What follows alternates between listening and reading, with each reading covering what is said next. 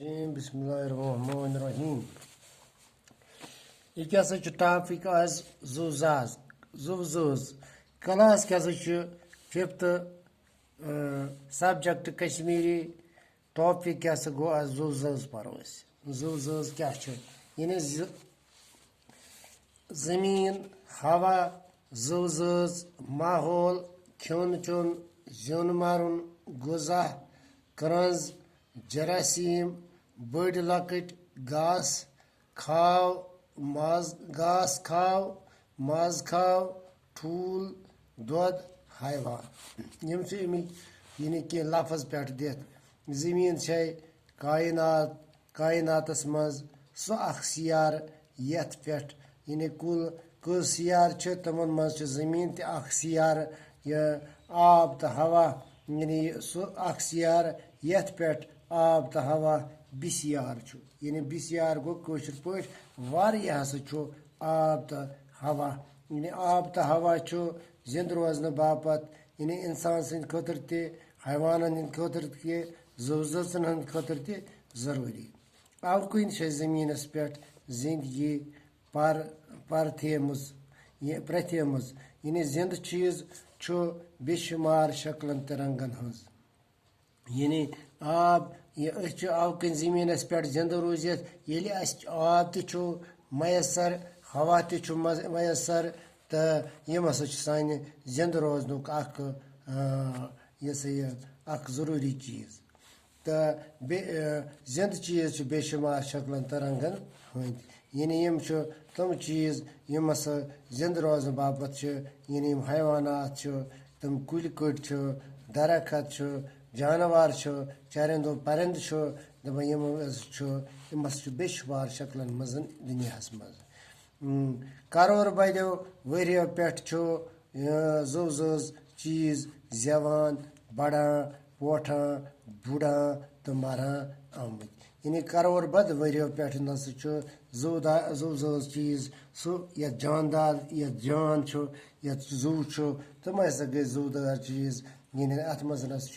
यानी इंसान अत मज चारवई हैवानात चरंद परिंद अत मज कुल कट यानी कुल कट हसा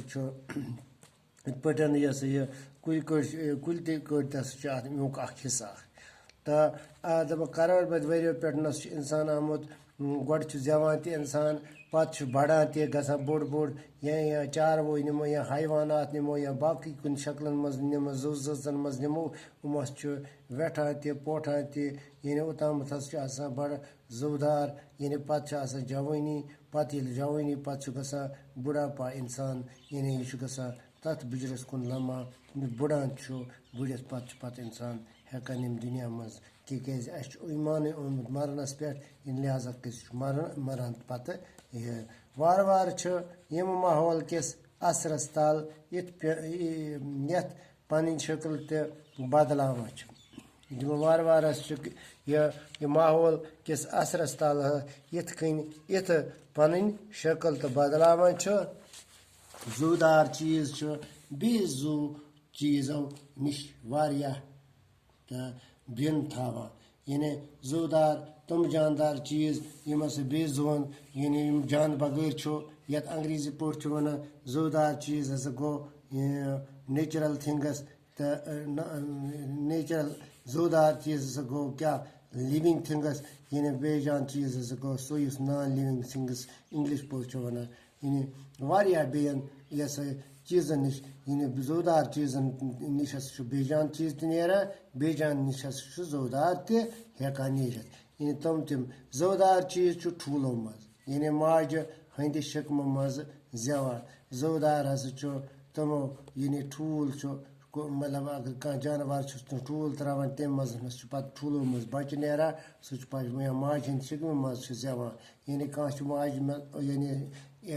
यड़ मज और जेवान यानी जूदार खेन खेवान इस जानदार चीज यह खेन तिस जिंद रोजन बापत लिहाजा जूदार चीज खेन तेवान जूदार चीज हवा मज ऑक्सीजन निवान यानी जूदार चीजस हवा इस ऑक्सीजन हवा गैर ऑक्सीजन निवान जोदार चीज खेन आब तो हवा छारन मौक हरकत करान जोदार चीज पन जरि यात बढ़ावा जुरियात यानी जोदार चीज पन जुरियात बढ़ावा यानी इन मज हेकान नीरत पत हेकान वार वार तम बचकशी कर जोदार चीज बुड़ान ते जोदार चीज मरान ते जोदार चीज त्रेन बड़न कस्मन हंद यह आज गो युतुई। बाकी वसलम।